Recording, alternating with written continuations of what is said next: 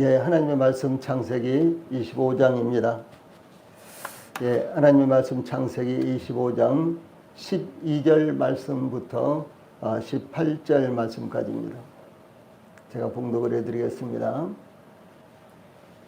하나님의 말씀 창세기 25장 12절 말씀부터 18절 말씀까지 제가 봉독을 해드리겠습니다. 사라의 여종 애굽인 하갈이 아브라함에게 낳은 아들 이스마엘의 족보는 이러하고, 이스마엘의 아들들의 이름은 그 이름과 그 세대대로 이와 같으니라.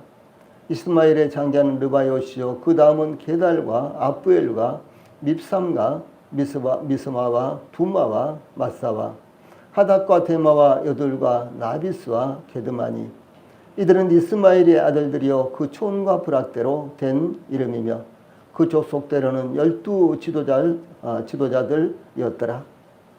이스마엘은 향년이 137세에 기운이 다하여 죽어 자기 백성에게로 돌아갔고, 그 자손들은 하윌라에서부터 아수르로 통하는 애굽 앞 술까지 이르러 그 모든 형제의 맞은편에 거주하였더라. 아멘. 18절 말씀까지 봉독을 해드렸습니다. 오늘 저녁에는 창세기 25장 12절로 18절 지금 읽어드린 말씀을 중심으로 이스마엘의 후예 이런 주제로 말씀을 전해드리겠습니다. 좀 더 정확하게 이 주제를 설명을 해드리면 우리가 어디에 거할 것인가, 이런 의미예요. 우리가 어디에 거할 것인가. 이 아브라함이 이 그두라를 취하여 5명의 자녀를 낳았으며, 그들 중에는 미디안이 있었는데 미디안은 5명의 아들을 낳아 아라비아 광야로부터 이 가나안 땅까지 넓게 퍼져서 거주하는 민족이 되었습니다. 아브라함은 175세에 죽었는데 이삭과 이스마엘은 아브라함의 해족 속에게서 매입한 막벨라 굴을 장기로 삼았습니다. 아브라함이 죽은 후 하나님께서 이삭에게 복을 주셨으며, 이삭은 가나안 땅 남단 애굽 가까운 부엘라헤로의 근처에서 거주를 했습니다. 이에 이스마엘의 족보가 언급되었는데, 이스마엘은 이삭이 젖을 떼는 날 아브라함은 큰 잔치를 열었는데, 이스마엘이 이삭을 희롱하는 것이 사라에게 목격되었고, 사라가 창세기 21장 10절에 보면 이 여종과 그 아들을 내쫓으라, 이 종의 아들은 내 아들 이삭과 함께 기업을 얻지 못하리라, 이렇게 요청하므로 아브라함은 매우 근심이 되었는데, 하나님께서 아브라함에게 창세기 21장 20절 21절에 보면 내 아이나 내 여종으로 말미암아, 그러니까 이스마엘이나 하갈로 말미암아 매우 근심이 되었는데, 그들로 말미암아 근심하지 말고 사라가 내게 이른 말을 다 들으라. 이삭에게서 나는 자라야 넷이라 부를 것임이니라. 그러나 여종의 아들도 넷이니 내가 그로 한 민족을 이루게 하리라 하시니라. 이렇게 말씀하시자, 이 아브라함은 아침에 일찍이 떡과 물 한 가죽 부대를 하갈과 이스마엘의 모자에 어깨에 메어주고 그들을 내보냈습니다. 하갈이 이스마엘을 데리고 아브라함의 집을 떠나 부엘세바 광야에서 방황하다가 가죽 부대의 물이 다 떨어지자 아들 이스마엘이 죽는 것을 차마 곁에서 볼 수 없어서 살 한 바탕 떨어진 곳에서 소리내어 울고 있었습니다. 그때 하나님께서 그 소리를 들으시고 하갈에게, 하갈아 무슨 일이냐, 두려워하지 말라. 하나님이 저기 있는 아이의 소리를 들으셨나니 일어나 이를 일으켜 내 손으로 붙들라. 그가 큰 민족을 이루게 하리라. 이렇게요. 17절 18절 창세기 21장 17절 18절에 이렇게 말씀이 기록되어 있습니다. 하나님께서 또한 하갈의 눈을 열어 샘물을 보여주심으로 그 물을 의지하여 광야에서 거주했는데, 하나님께서 이스마엘과 함께 하심으로 이스마엘이 성장하여 광야에서 활 쏘는 자가 되어 바란이라는 이와 같은 광야에서 거주했고, 또 하갈이 애굽에서 이스마엘의 아내를 구해줌으로 이스마엘의 후예들이 생육하게 되었다. 이렇게 증가하고 있습니다. 이 성경은 증가하기를 창세기 21장 19절에서 하나님이 하갈의 눈을 밝히셨으므로 그 다음에 20절에서는 하나님이 그 아이와 함께 계심에 라는 말씀이 연속적으로 나옵니다. 하나님이 하갈의 눈을 밝혀주셨고, 그 다음에는 하나님이 그 아이와 함께 계셨다. 그 아이는 누굽니까? 이스마엘이죠. 하나님께서 이스마엘과 함께 계심에, 이와 같은 말씀이 연속적으로 나오는데, 하갈과 이스마엘을 도우시는 하나님의 무한하신 사랑과 자비하심을 나타내고 있는 것입니다. 이스마엘은 비록 약속의 유업을 받지 못했지만 하나님은 그들을 지켜주셨으며 함께 하셨다라고 하는 사실입니다.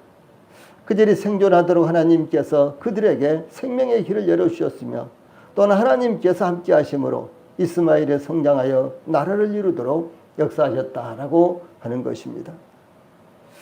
하나님께서 창세기 21장 13절과 12절과 13절에서 이삭에게서 나는 자라야 넷이라 부를 것임이라. 그러나 여종의 아들도 넷이니 내가 그로 한 민족을 이루게 하리라. 이렇게 말씀하셨듯이, 이와 같이 이스마엘은 비록 성민의 대열에 포함되지는 않았지만, 요즘 말로 하면은 곧 맞지는 못했지만 그런 말씀이에요. 이 선민의 대열에 포함되지는 않았지만 하나님께서 그의 사랑하시는 자 아브라함과의 관계 때문에 이스마엘을 지켜주시고 함께 하심으로 이스마엘이 낳은 후손들을 세상에서 존귀하게 하셨으며 이스라엘과 밀접한 관계를 이루도록 역사를 하셨습니다. 그러므로 우리 성도들이 머무는 직장이나 거래하는 기업들이나 혹은 우리 성도들의 불신 가족들과 친지들까지도 우리 성도들로 말미암아 하나님으로부터 복을 받는다는 것을 우리 성도들이 기억하시기를 바랍니다. 믿지 않은 사람들은 믿는 사람들과 아무런 관련이 없는 것처럼 생각을 하죠. 그런데도 불구하고 성경에서 보면은 믿는 사람들 때문에 믿지 않은 사람들이 복을 받는다라는 사실을 우리는 여러 군데서 볼 수가 있습니다. 그러므로 우리 성도들을 때때로는 싫어하기도 하고, 예수 믿는 것 때문에, 교회 다니는 것 때문에 때때로 싫어하기도 한다고 할 수가 있지만은, 그런데도 불구하고 저와 우리 성도들 때문에 우리 친척과 우리 주위의 사람들과 우리 주위의 친구들이, 또 우리 성도들의 가족들과 우리 성도들의 친척들과 우리 성도들이 아는 분들이 우리 성도들 때문에 하나님의 복을 받는다라는 사실을 이렇게 말씀하고 있습니다. 제일 먼저 12절로 16절에서는 이스마엘의 족보가 나타납니다. 성경은 이스마엘의 족보를 소개하면서 12절과 13절에 사라의 여종 애굽인 하갈이 아브라함에게 낳은 아들 이스마엘의 족보는 이러하고 이스마엘의 아들들의 이름은 그 이름과 그 세대대로 이와 같으니라. 이렇게 소개를 하고 있습니다. 먼저 이스마엘에 대해서 명확하게 그의 신분을 밝히고 있다는 것인데, 이스마엘의 신분은 사라의 여종 애굽인 하갈이 아브라함에게 낳은 아들 이스마엘, 이렇게 분명하게 이스마엘의 신분을 밝히고 있는 것입니다. 하갈은 사라의 여종이요 애굽 여인이었습니다. 사라의 여종이요 애굽 여인이었지만 아브라함에게서 아들을 낳았는데 그 아들이 이스마엘이었습니다. 그러므로 하갈과 이스마엘이 아브라함으로 말미암아 얼마나 큰 축복을 받았는지 그것을 지금 증가하고 있는 것입니다. 여기 12절에 이스마엘의 족보는 이러하니라 그랬잖아요. 그래서 이스마엘의 족보는 이 아브라함의 아들로 태어났지만 이스마엘은 또 다른 가문의 조상이요 부족의 조상으로서 이스마엘이라는 특수한 부족으로 발전하게 된 것을 나타내고 있는 것입니다. 13절 후반절에 보면 이스마엘의 장자는 느바요시라는 사람입니다. 그 다음은 게달과 압부엘과 밉삼과 미스마와 두마와 마사와 하닷과 데마와 여둘과 나비스와 게드마니 14절 15절에 이렇게 기록되어 있습니다. 이와 같이 이스마엘의 아들들로 구성된 12종족, 이 12종족, 이 12종족은 이스라엘의 12지파와 아주 유사하게 나타나고 있다라고 하는 것입니다. 이제 우리도 성경을 보면은 이스라엘 지파수가 12지파잖아요. 그런데 이스마엘의 후손들도 12종족을 이루고 있다라고 이렇게 증거하고 있는 것입니다. 이것은 소돔을 멸망시킬 때 창세기 19장 29절에 하나님이 들의 성들을 멸하실 때 곧 롯에 거하는 성을 엎으실 때에 아브라함을 생각하사 롯을 그 엎으시는 중에서 내어보내셨더라. 이런 말씀처럼 하나님께서 아브라함을 생각하심으로 하갈에게 약속하시고 그것을 지키시는 것을 나타내고 있다라고 하는 사실입니다. 사실 소돔과 고모라 성은 너무너무 죄악이 관영했기 때문에 썩을 대로 썩어 있었기 때문에 더 이상 보존할 가치가 없었습니다. 하나님께서 그 천사들을 보내셔서 과연 소돔과 고모라 성이 얼마나 부패했는가, 얼마나 썩었는가, 얼마나 죄악되는가 이것을 알아보기 위해서 이제 두 천사를 보냈는데 그들이 소돔 성에 도착하자 그들과 상관하기 위해서 아우성치고 농성을 부리고 폭력을 휘두르는 이와 같은 소돔성의 비루들을 볼 수가 있었지 않습니까? 그런데 그곳에 누가 살고 있었는 곳은 아브라함의 조카 롯의 가족들, 롯의 가족들 4명이 살고 있었다는 것이죠. 그런데 이제 결과적으로 롯과 그의 두 딸이 구원을 받았는데 이 소돔과 고모라 성이 멸망할 때 그들은 함께 멸망하지 않고 구원을 받았는데 누구 때문에? 아브라함 때문에요. 아브라함을 생각하셔서 그 들의 성들을 소돔과 고모라 성을 이제 멸망시키실 때 이 롯에 가는 성을 엎으실 때 말이에요. 그때 이 아브라함을 생각하사 롯을 그 멸망하는 중에서 건져내셨다라고 이렇게 창세기 19장 29절에 기록이 되어 있다는 사실이죠. 우리 성도님들 그러므로 이 세상 사람들이 저희들을 알아주지 않는다고 할지라도 그리스도 안에 예수 그리스도 안에 있는 우리 성도들은 참으로 존귀한 자입니다. 대단히 존귀한 자입니다. 또 뿐만 아니라 세상에도요 엄청난 영향력을 끼치고 있다는 사실이에요. 저희들이 이름도 없고 능력도 없는 것처럼 보이고 아무런 세상에서 역할도 못하는 것처럼 보일지라도 그러나 영적으로 봤을 때는요 엄청난 역할을 하고 있다는 사실을 이렇게 볼 수가 있는 것입니다. 이와 같이 아브라함에게 뿐만 아니라 이스마엘에게 약속하신 것을 지키시는 하나님의 신실하심을 나타내고 있는 것입니다. 또한 하나님께서는 언약 밖에 있는 여인과 그 후손을 통해서도 아브라함에게 말씀하신 약속을 이루어 가시는 것을 볼 수가 있다라고 하는 사실이죠.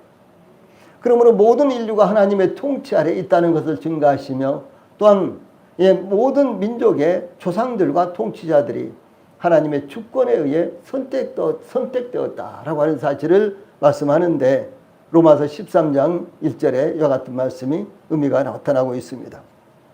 우리는 하나님의 기쁘신 뜻을 알 수 없습니다. 왜 중국의 시진핑과 같은 사람이 14억이나 되는 거대한 중국의 주권자가 되도록 하나님께서 역사를 움직이시고 세계를 움직이시는지, 또한 북한의 김정은 정권과 같은 권세가 이어지게 하시는지, 뿐만 아니라 러시아의 푸틴과 같은 사람이 우크라이나를 침입하게 허락하시는지 엄청난 지금 살상이 자행되고 있고 민간인들 적에까지도 여러 가지 형태의 이 폭탄을 떨어뜨리면서 미사일을 쏘아붓고 그래서 많은 사람들이 어린아이들까지도 막 죽어가고 있어요. 그리고 이 학살하는 과 같은 이 장면이요.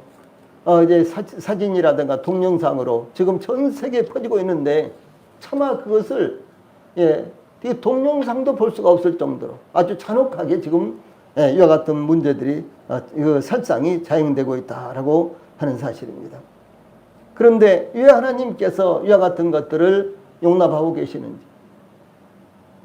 우리는 그 깊은 뜻을 알 수 없습니다. 그러나 우주와 세상은 하나님께서 주권적으로 통치하시며 이끌어 가시는 것만은 틀림없다라고 하는 사실을 우리 성도들이 기억하시기 바랍니다.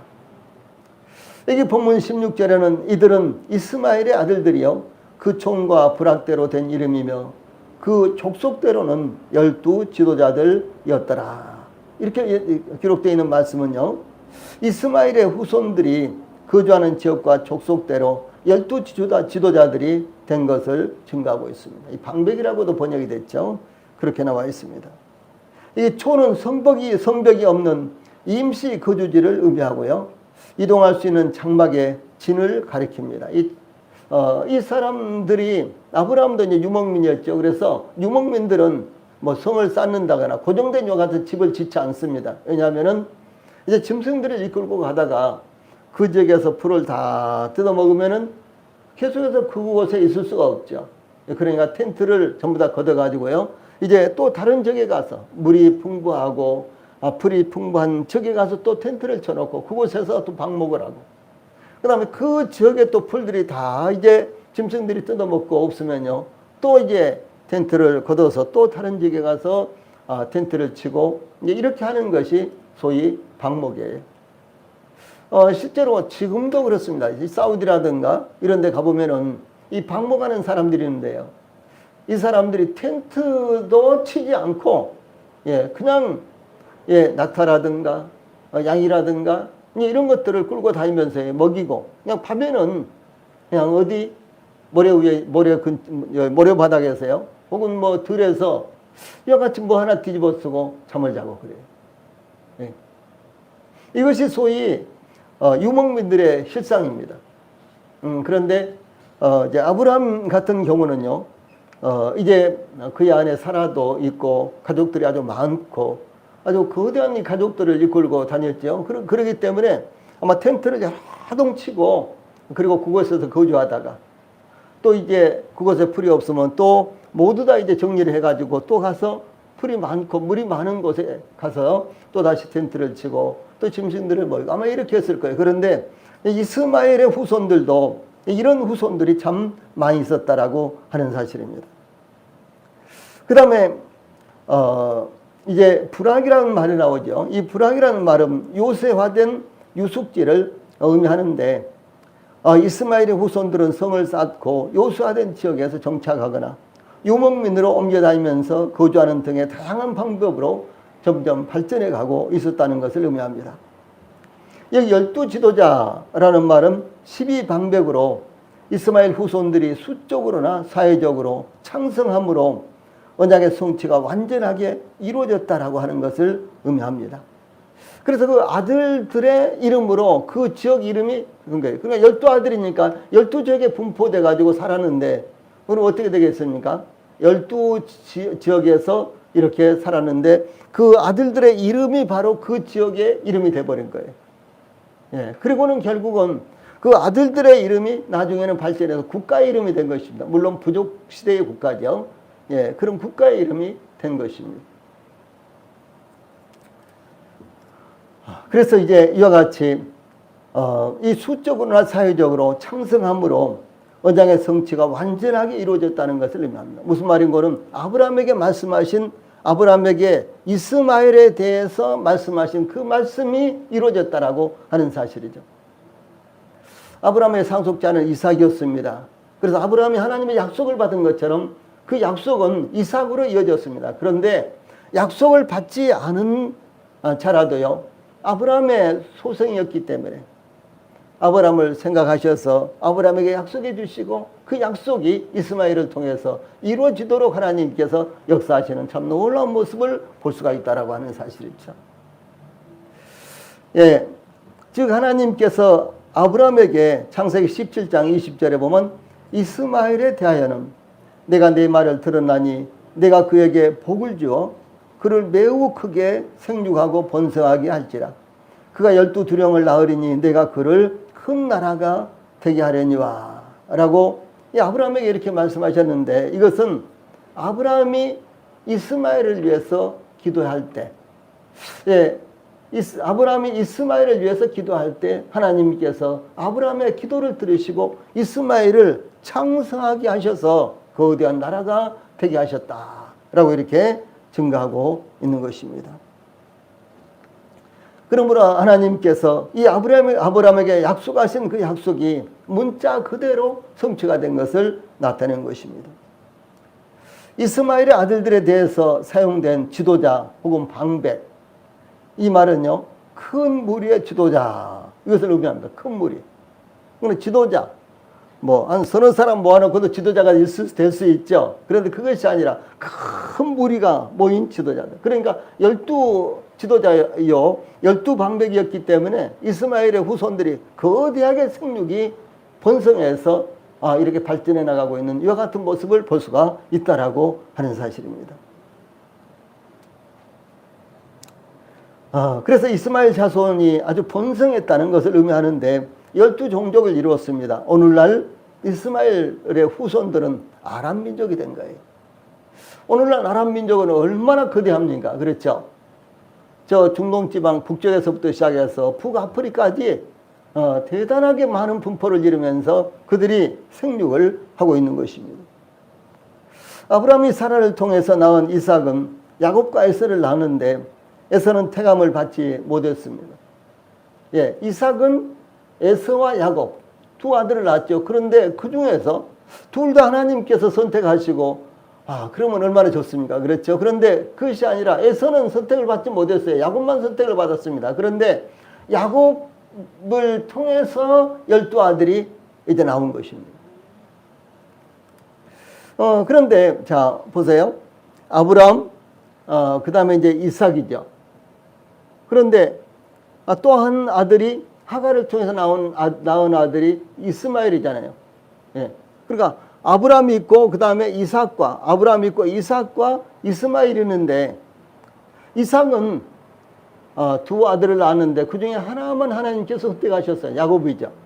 그런데 이스마엘은요 아브라함이 이스마엘을 낳고 이스마엘은 12아들을 낳았는데 12아들이 엄청나게 번성을 했다라고 하는 사실입니다. 그런데 이 언약의 계보에서는 아브라함이 이삭을 낳고 이삭이 야곱을 낳고 한 단계 더 내려가서 그 다음에 12지파가 나온 거예요. 예. 지금 그것을 여기서 말씀하고 있는 것입니다. 그러므로 이삭의 영적인 계승자는 유일하게 야곱뿐이었습니다.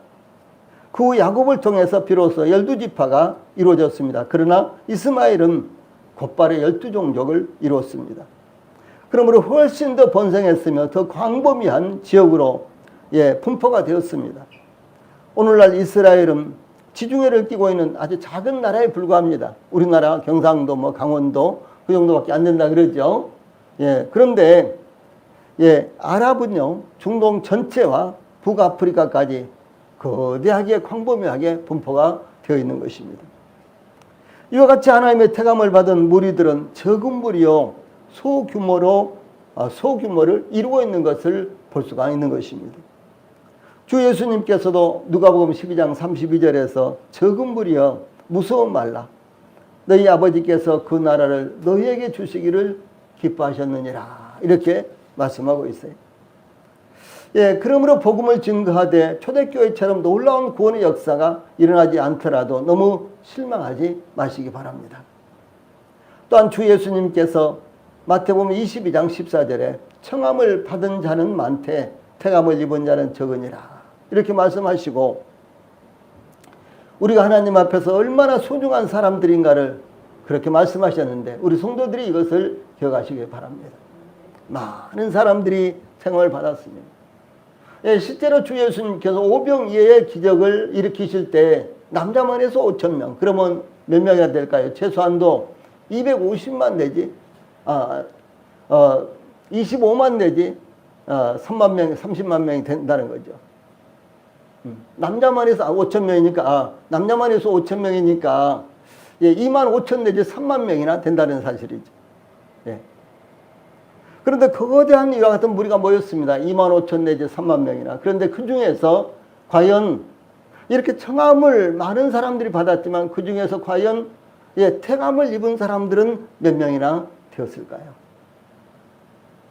주 예수님께서 이제 이 빌라도의 뜰에서 재판을 받을 때 수도 없이 많은 군중들이 그를 십자가에 못 박으세요. 십자가에 못 박으시라. 이러면서 외쳤잖아요. 사실은 그들이 정확하게는 알 수 없지만 사실은 그들이 주 예수님께서 예루살렘에 입성하실 때, 나귀를 타고 예루살렘에 입성하실 때 호산나 다윗의 자손으로 오시는 이여 그러면서요, 예, 종려나무 가지를 꺾어다가 길에다 펴고 자기들이 옷을 벗어서 길에다 펴고 그 가지를 흔들면서 그것은 무엇입니까? 승리의 이와 같은 환호성입니다.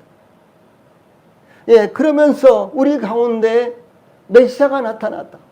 하나님께서 우리 가운데 우리의 구원자를 보내셨다라고 하면서 앞서거니 뒤서거니 하면서 찬송 부르면서 할렐루야를 외치던 그 무리가 아니겠습니까? 이렇게 많은 사람들이 주 예수님을 찬양하고, 예, 주 예수님에게 손뼉을 쳐주지만은 그런데도 불구하고 참으로 태감을 받은 자는 극소수에 불과하다라고 하는 사실을 우리가 얼마든지 볼 수가 있다라고 하는 사실이죠. 예, 이런 측면을 생각해 볼 때 우리가 하나님 앞에서 태감을 입었다는 사실, 우리가 구원받았다는 사실, 이것이 얼마나 소중한가를 우리는 여기서 알 수가 있는 것입니다. 아마도 저는 생각하기를 제가 생각하는 것보다도 우리 성도들이 생각하는 것보다도 훨씬 더 우리는 존귀한 자들이다.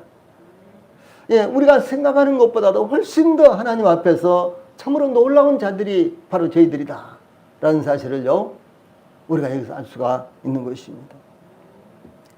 자, 그러면 한편 하나님께서 아브라함에게 창세기 12장 2절에 내가 너로 큰 민족을 이루고 내게 복을 주어 내 이름을 창대하게 하리니, 이런 말씀이 있고요. 또 창세기 13장 16절에서는 내가 내 자손이 땅의 티끌 같게 하리니 사람이 땅의 티끌을 능히 셀 수 있을진데 내 자손도 세리라, 이렇게 말씀하셨고, 예, 하나님께서 아브라함에게 대해서는 창세기 15장 5절에서 그를 이끌고 밖으로 나가 이르시되 하늘을 우러러 무뼈를 셀 수 있나 보라. 또 그에게 이르시되 내 자손이 이와 같으리라. 예, 이렇게 말씀하셨습니다.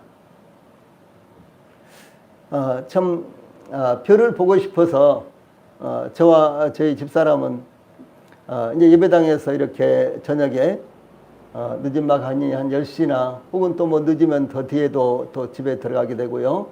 그러면 이제 차에서 내려서 하늘을 봅니다. 별이 몇 개나 있는지. 와, 오늘은 별이 한 서너 개 보인다. 서너 개도 더 되는구나. 뭐 이러면서요. 별을 자주 세고 자주 별을 봅니다. 여러 가지 이제 뭐 스모그라든가 이런 것들 때문에 혹은 또 서울의 이 전등의 불빛 때문에 서울에서는 별이 잘 안 보이지 않죠. 예, 그런데 예, 저희들이 자랄 때, 저희들이 어렸을 때요, 그 하늘에 그 무수한 별들, 예, 그 은하수가 그야말로 막 흘러서 떨어질 것처럼 이렇게 그 정말 하늘이 보이지 않을 정도의 그 은하수가 쫙 이렇게 퍼져 있는 여 같은 모습들 얼마나 자주 봤습니까? 저는 저희 집 옆에 나와서요, 자주 그 하늘을 보면서 그 은하수를 보면서 북두칠성은 어디가 있고 북극성은 어디가 있고, 아주 어렸을 때요 그렇게 별을 해보고 또 별을 이렇게 관찰해보고요, 그럴 때가 참 많이 있었어요. 예. 얼마나 별들이 많은지. 그때 그 인공위성이라는 것이 처음에 떴잖아요, 처음으로. 그런데 인공위성이 이렇게 흘러가는 걸 보고요, 처음에 사람들은 막 기겁을 이거 무슨 재앙이 일어날 것 같다. 아무래도 이게 큰 이변이 일어날 것 같다. 막 이렇게 생각을 했죠. 인공위성이라는 걸 몰랐습니다. 매년 동안요, 몰랐어요. 그런데 밤이 되면 가끔 인공위성이 이렇게 다 가고 있었는데 그것이 그냥 별이 그렇게 가는 줄 알았어요, 별이요. 그래서 무슨 큰 재앙이 일어날 것이라고 생각을 하고요. 어르신들도 어떤 분들은요, 막 부들부들 떨었습니다. 이러면 큰 재앙이 일어난다던데, 막 이러면서요, 떨었죠. 그때 이 별들은 하늘이 보이지 않을 정도로 별들이 많았습니다. 그런데, 자, 중동 지방에서는 뭐 지금도 마찬가지입니다. 저 사막이라든가 광야 한가운데 들어가면 불빛이 거의 없죠. 예, 그러므로 그 하늘이 얼마나 거기 맑은지요. 예, 구름 한 점이 없습니다. 그럴 때 이 하늘을 보면은 그야말로, 예, 우리나라에서는 볼 수 없는 그와 같은 별들이 아주 장관을 이룹니다. 우리나라는 어디를 가거나 양쪽에 삥 둘러서 산들이 있기 때문에 하늘이 다 안 보이잖아요. 그런데 이 광야라든가 이 사막에 가면은 삥 둘러서 산이 없으니까 예, 하늘이 엄청나게 넓습니다. 예. 그 하늘에 있는 수도 없이 많은 별들. 예, 그래서 하나님께서 아브라함을 이끌고 밖으로 나오셔서 저 하늘을 봐보라. 별이 보이냐? 예, 보입니다. 얼마나 많으냐? 예, 헤아릴 수가 없습니다. 내 자손이 이와 같을 것이다. 이렇게 말씀하셨어요. 얼마나 멋진 약속입니까? 예. 그런데 이와 같은 하나님의 약속은 어떻게 성취가 될까요? 아브라함은 이삭을 낳고 이스마엘을 낳고 이스마엘을 낳고 이삭을 낳는데 이스마엘을 낳는데 이스마엘의 바로 다음 때에서 12방백이 나왔습니다. 12지도자가 12민족이 나왔어요. 그런데 이삭을 통해서는요. 그 다음에 야곱을 낳고 예, 이삭이 야곱을 낳을 때가 60세였습니다. 앞으로는 여기 나옵니다만은 이삭이 야곱을 낳을 때가 60세였고요. 이삭이 40세에 결혼했어요. 60세에서 야곱을 쌍둥이를 낳습니다. 그런데 그 야곱을 통해서 12 아들이 태어났는데 그들은 12지파에 불과해요. 12종족이 아닙니다. 12나라가 아닙니다. 예. 12지파에 불과해요.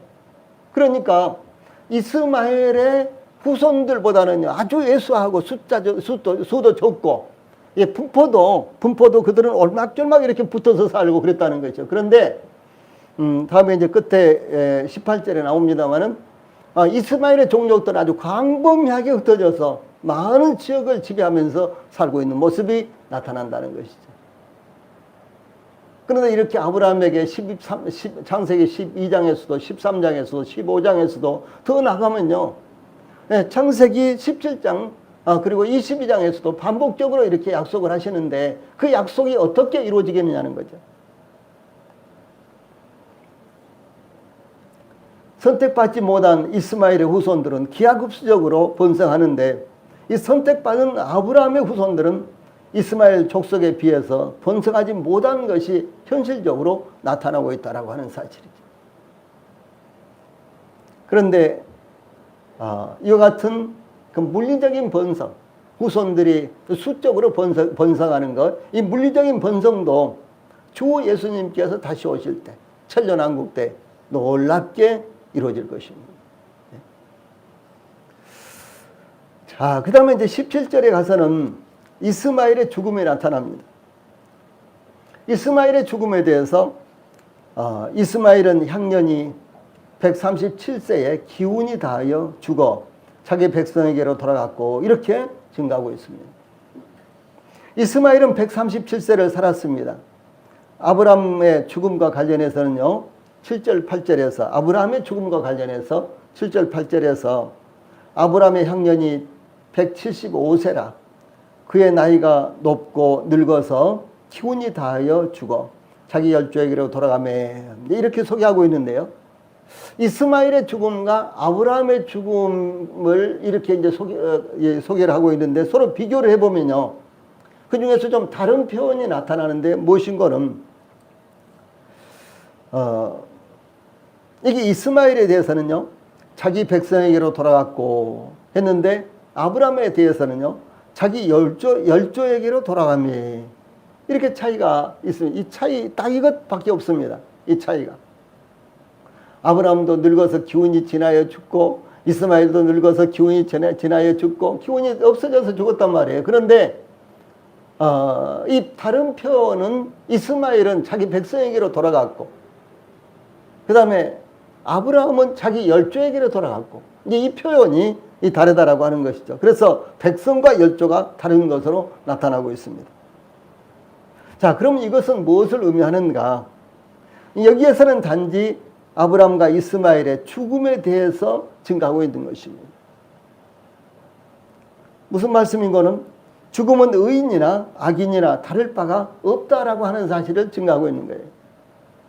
아브라함은 태감을 받은 사람이죠. 근데 이스마엘은 태감을 받은 사람이 아니에요.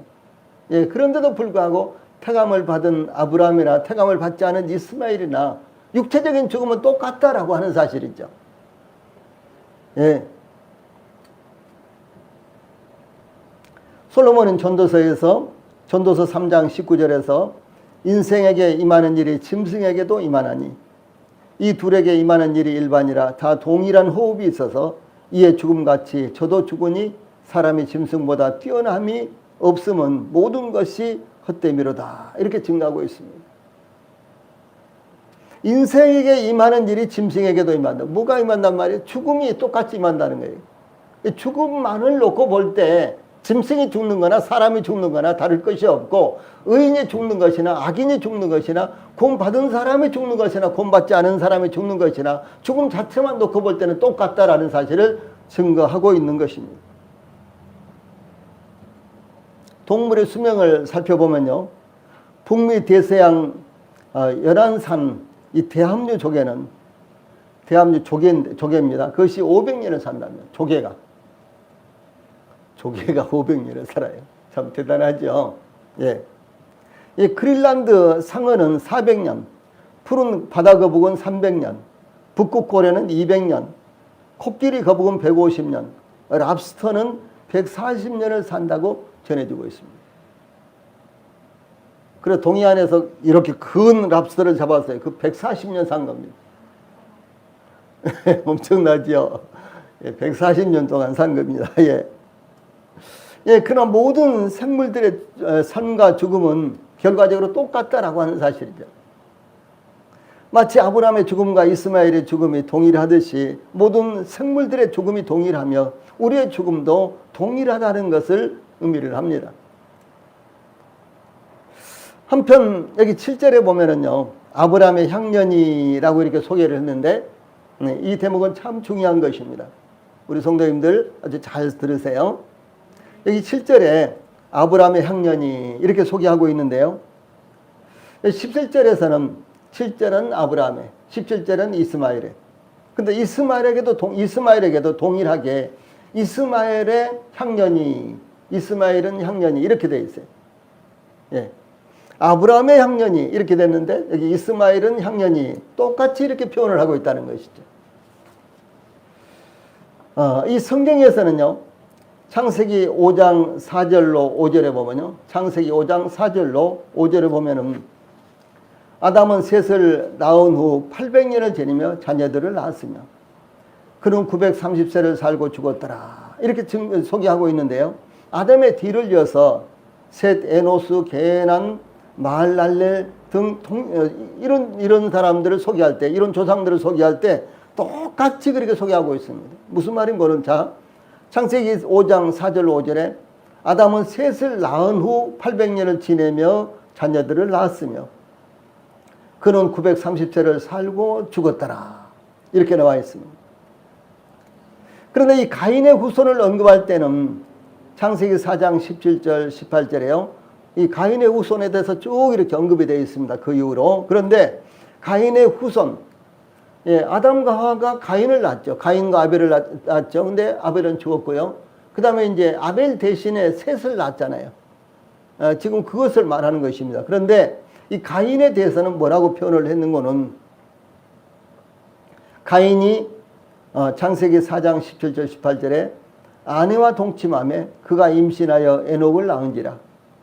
가인이 성을 쌓고 그의 아들의 이름으로 성을 이름하여 에녹이라 하니라.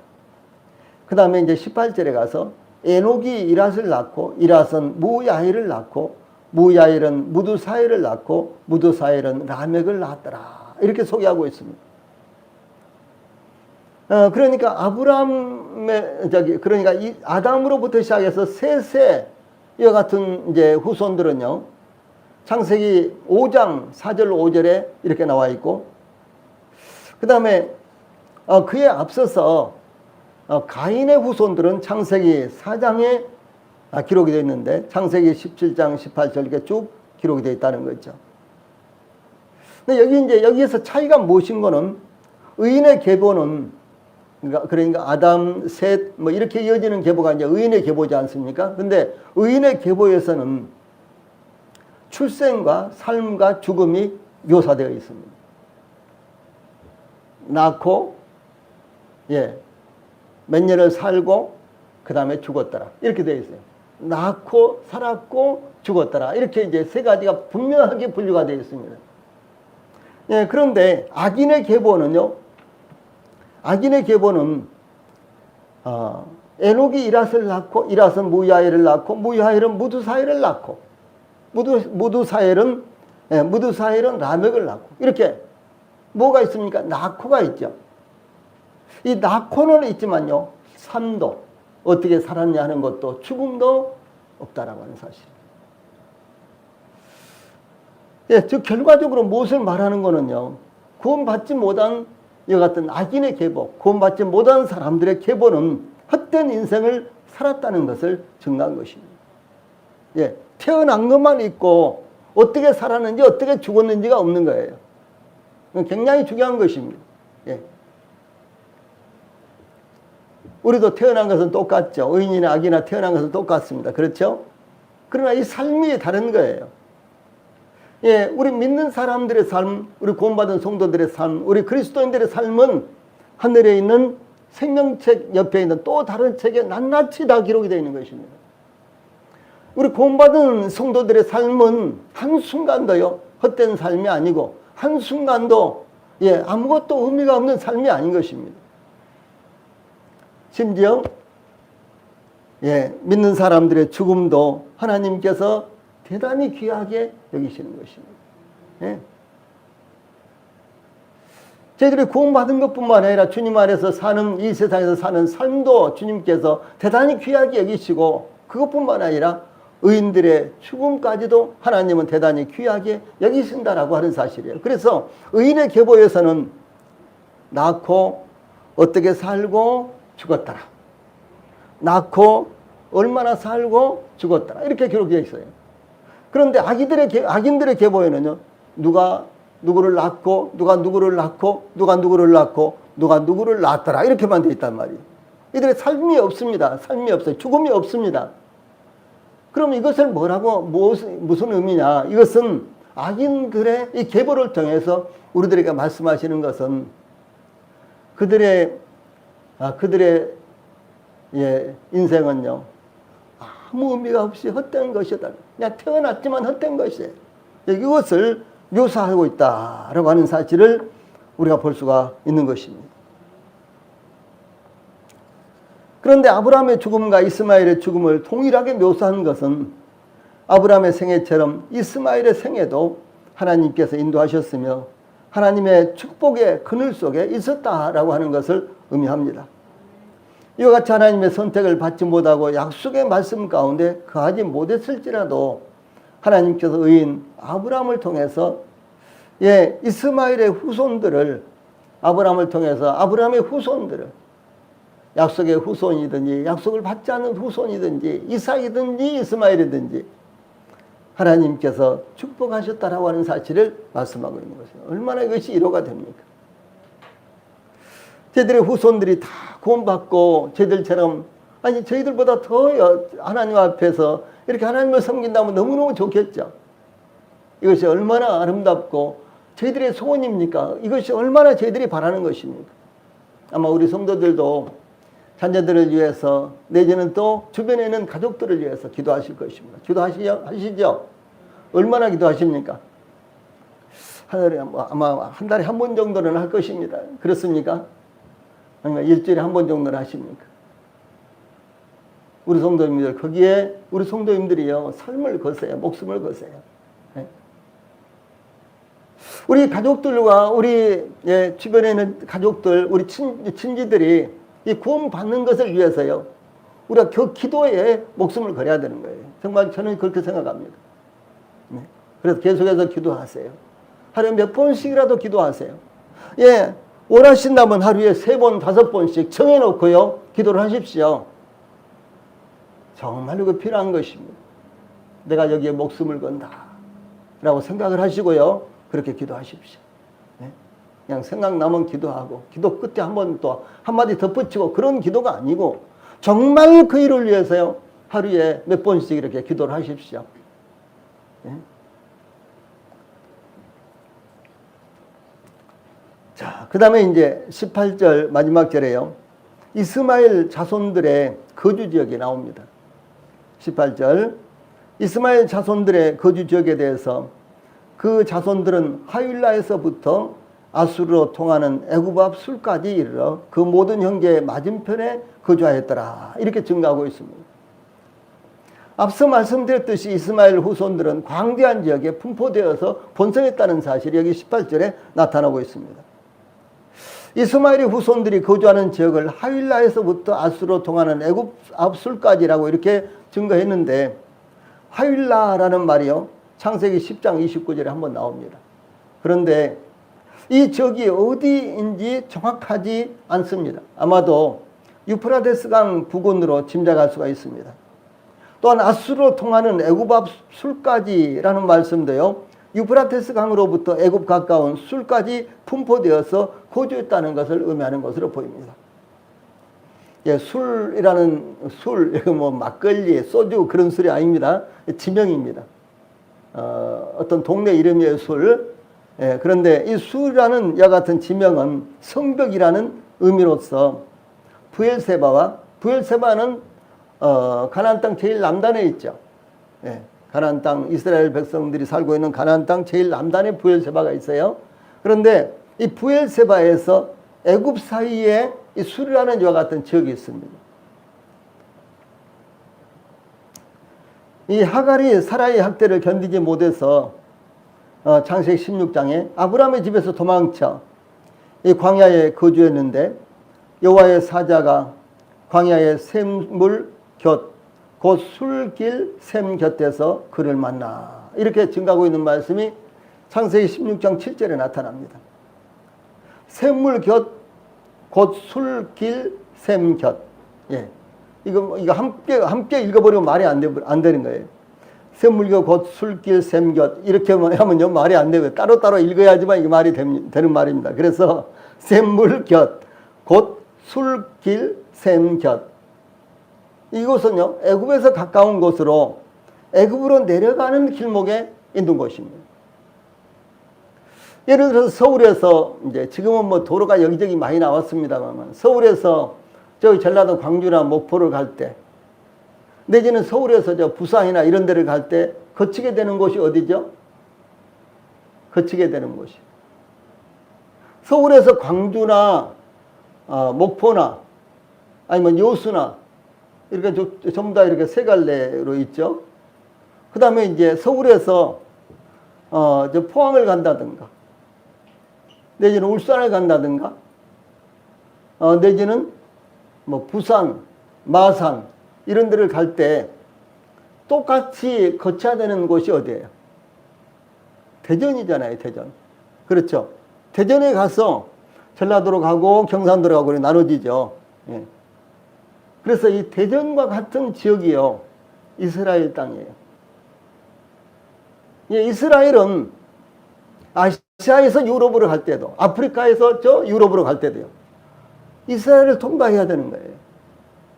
지금은 뭐 좀 돌아서도 가고 그렇습니다만, 원래 지형상으로는 이스라엘을 통과하게 돼 있어요. 이스라엘이 그와 같이 요충지입니다. 그래서 이런 요충지는 전략상으로도 굉장히 중요한 지역입니다.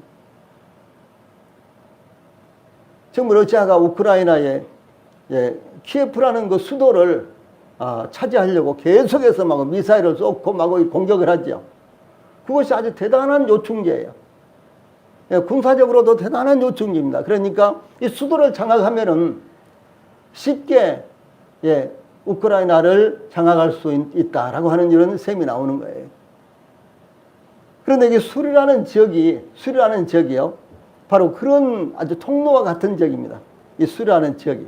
예. 제가 어렸을 때는 이제 기차를 타고 가면은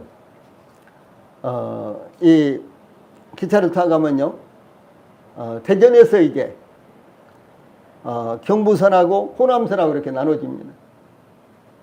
그 다음에 이제 호남선을 이렇게 쭉 타고 가면은 이리에 가면은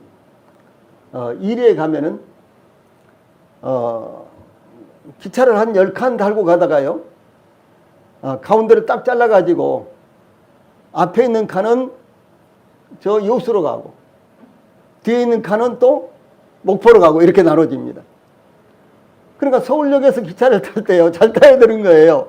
나는 여수 쪽으로 가는데 만약 목포 쪽으로 딱 타고 잠이나 자고 있다가요, 깨보면은 나 여수로 가야 되는데 목포로 가 있을 수도 있는 거예요. 옛날에 그랬습니다. 그런데 중요한 것이요, 어떻게 가는 거는 이리에 가가지고 딱 반을 잘라서 이렇게 가는데, 앞에 있는 이제 그 열차는 가던 쪽으로 가던 방향으로 쭉 가는데, 뒤에 딱 잘라놓고 뒤에 있는 칸은요, 뒤에 있는 칸은 뒤에서 이렇게 끌고 가는 거예요. 빙 둘러서요, 이렇게. 그러니까 이렇게 갔는데 뒤로 가네 그러면은요, 이것은 다른 데로 가는 거예요. 예, 그래서 제가 어렸을 때 서울에서 이제 이 고향에 가면은 잘 타야 돼. 어디로 가는 잘 타야 돼. 만약 목포로 가는 차 타면은 가는 칸 타면은 이리에서 꼭 바꿔 타야 돼. 하고 이렇게 많이 그 이야기를 들었어요. 이리가 이제 그쪽으로 할 때는 이리가 이렇게 요충지인데, 교통의 요충지인데, 이런 지역과 같은 곳이 술이라는 거예요. 여기 술이라는 지역이 이런 요충지라는 것입니다. 그래서 이 술은 성벽이라는 이와 같은 뜻인데, 브엘세바와 애굽 사이에 있는 이와 같은 지역을 말합니다. 예, 그러므로 이스마엘의 거주지는 애굽에서 가까운 곳이요, 애굽으로 내려가는 길목이었지만, 그러나 애굽은 아니었습니다. 무슨 말씀인지 알겠죠? 예. 예, 그러나 언제든지 애굽으로 내려갈 수도 있고, 이삭이 거주하는 브엘세바로도 올라올 수도 있는 중간 지점이었다라고 하는 사실입니다. 이곳에서 이스마엘이 거주했어요. 예, 이스마엘이 거주하는 지역은 세상에서는 가장 좋은 지역입니다. 애굽으로도 내려갈 수 있고, 아수르나 유브라테스 강으로도 나아갈 수도 있는 요충 지역이었고요. 또한 이삭이 살고 있는 가나안 땅으로 올라갈 수도 있는 길목이었습니다. 이와 같은 지역은 무역이 발달하고 왕래가 빈번하기 때문에 모든 것이 빨리 발달했습니다. 예, 그러므로 살아가기가 발전하는 데는, 이 살아가기나 혹은 발전하는 데는 대단히 좋은, 그보다도 더 좋은 거주지가 없었다라고 하는 사실입니다. 아시아에서는 싱가포르라든가 태국이라든가 홍콩이라든가 바레인과 같은 국가들이 물동량이 많은 길목에 있는 국가들입니다. 그래서 우리나라에서 직행 노선도 많이 있습니다. 사우디라든가 이런 데로 가는 노선요. 그렇지 않으면은 대부분 다 바레인에서 이 비행기를 바꿔 타고 중동의 여러 나라로 이렇게 흩어지는 거예요. 예, 우리나라에서 미얀마라든가 캄보디아라든가 이런 데 직항 노선이 없을 때는 전부 다 태국에 가서 비행기를 바꿔 타고 미얀마로도 가고 캄보디아로도 가고 이렇게 갔습니다. 그러니까 그 태국은 자연스럽게 사람들이 많이 운집하니까 어떻게 되겠어요? 일단 사람들이 많이 오르고 내리고 그러면은 돈을 쓰겠죠. 그래서 태국에 가면은 3일 동안은 무비자로 관광을 할 수 있도록, 이렇게 옛날부터 무비자로 관광을 할 수 있도록 태국에서 내려가지고 공항에서 나와서 태국 방콕에서 내리면요, 비행기를 이제 바꿔 타는데 이 3일 동안은 비자가 없이도 태국을 이렇게 다닐 수가 있도록 만들어 놓은 거예요. 왜냐하면 밖에 나와서 돌아다니면 어떻게 하겠어요? 돈을 쓸 거 아닙니까? 사 먹기도 해야 될 것이고 차도 타고 다녀야 될 것이고. 그러니까 태국은 이 관광 수입이요, 태국 국가의 예산의 30%를 차지하는 거예요. 예. 그래서 이와 같이요, 아시아에서는 싱가포르나 홍콩, 태국이나 바레인과 같은 국가들이 물동량이 많은 이런 그 길목에 있는 국가들입니다. 예, 이들 나라는 산업이 발달하거나 이름난 국가가 아니지만 오고 가는 여객기나 물동량으로 말미암아 산업 못지않게 풍부한 자금이 흘러 들어오는 국가들입니다. 예, 그러므로 이스마엘의 후손들이 거주하였던 지역은 이런 국가들처럼요, 교통의 요충지로서 대단히 좋은 지역이었다라고 하는 사실이죠. 예, 의인들보다도요, 의인이 아닌 사람들, 악인들이 훨씬 좋은 곳을 차지합니다. 예. 그런데 자, 한편으로요, 영적으로는 어떠냐? 영적으로는 가장 쉽게 흔들릴 수 있는 지역이며 모든 영향을 받을 수 있는 지역입니다. 좋은 영향도 받고 좋지 않은 영향도 받고 하는 이와 같은 지역이 바로 술이라는 지역입니다. 그래서 이 한 발만 옮기면 세상으로도 갈 수 있고 또 한 발만 옮기면 하나님께로도 갈 수 있습니다. 그런가 하면은 한 발은 세상에 또 다른 발은 하나님께로 딛고 서 있을 수 있다라고 하는 사실이죠. 예, 양쪽을 다 걸치고 이렇게 있을 수 있다는 것이죠. 자, 우리 성도님들 생각해 보세요. 우리 성도님들은 전적으로 하나님 앞에 있습니까? 아니면 세상 앞에 있습니까? 아니면 세상과 하나님 사이에 딱 중간에서 이렇게 버티고 있는 것입니다. 대단히 중요한 것이죠. 영적인 삶에 있어서 대단히 중요한 것입니다. 이스마일의 후손인 이슬람 교의 창시자 마호메트를 생각해 볼 수가 있습니다. 마호메트는 570년에서 632년에 살았던 사람인데 아버지 압둘라는 결혼한 지 3개월 만에 죽었고 그래서 유복자로서 마호메트가 태어났는데 그의 어머니마저 마호메트가 6살 때에 죽었습니다. 예, 그때부터 이 마호메트는 삼촌 아부 탈리브라는 사람의 손에서 성장하게 되었는데 12살 때부터 혹은 어떤 문헌에 보면 8살 때부터 이렇게 되어 있습니다.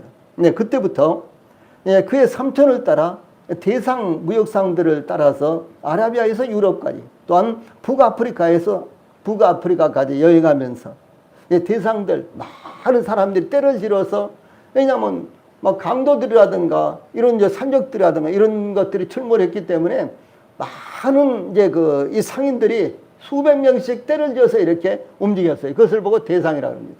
예. 뭐 한 10명, 20명 이렇게 가다가는요, 가서 사람까지 다 빼앗기고 노예가 돼버리는 거예요. 그러니까 수백 명이 때를 지어서 저 아라비아에서 저 유럽까지, 그 다음에 아라비아에서 저 북아프리카까지, 심지어 저 유럽에서 실크로드를 타고 저 아시아까지, 중국까지 이렇게 다니는 것을 가르쳐서 대상이라고 합니다.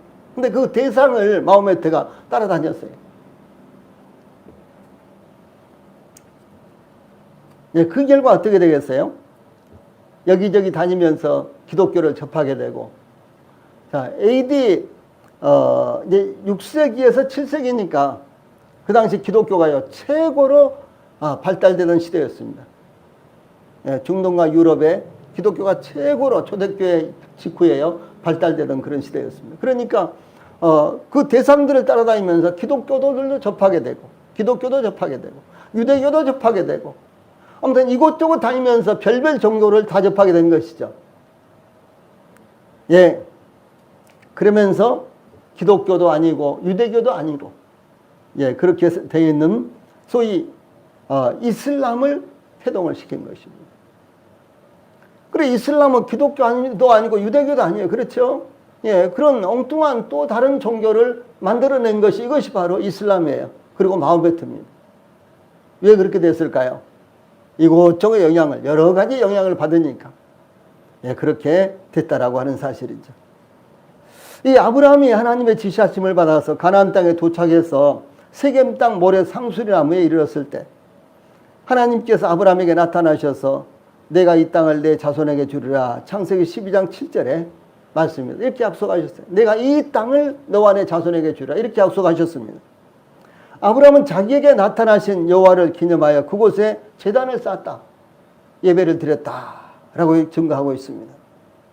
그런데 아브라함은 거기에서 옮겨서 베델 동쪽 산으로 옮겨서 장막을 쳤는데 그곳이 어딘고는 서쪽은 베델이여 동쪽은 아이라, 그곳에 대해서요 이렇게 창세기 12장에서 증거하고 있습니다. 서쪽은 베델이고 동쪽은 아이라. 근데 그 가운데 아브라함이 거하고 있었어요. 자, 그런데 베델은 하나님의 집이라는 뜻입니다. 그렇죠? 베델은 하나님의 집이라는 뜻입니다. 그리고 아이는 세상을 의미합니다.